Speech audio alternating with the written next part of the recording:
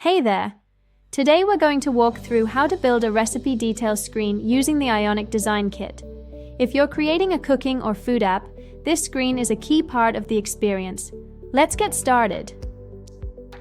On the left-hand side of your screen, we're jumping into the world of coding, using some official Ionic documentation snippets to lead the way. Right in the middle, you'll see the layout, all thanks to the Ionic Design Kit. And on the right-hand side, we've got a phone emulator lined up, ready to show off what our code can do in real time. Feel free to pause this video anytime if you need a closer look at something.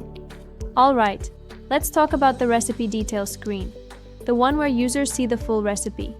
Ingredients, step-by-step instructions, prep time, and maybe even a nice photo of the finished dish.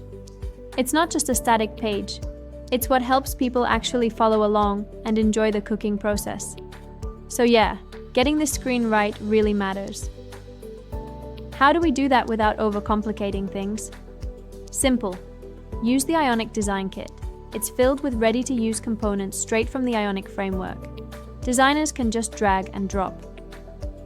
Developers don't have to build anything from scratch. It's all set up, clean and ready, so you can move fast and keep the focus on a great cooking experience for the user. Remember, you can find all the code snippets over on our website, so you're never left hanging.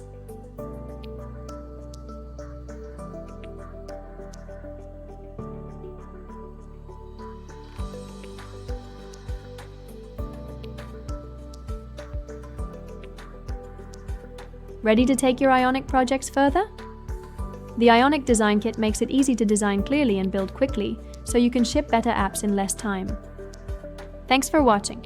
If you found this helpful, like the video, share it, and subscribe for more practical app development guides.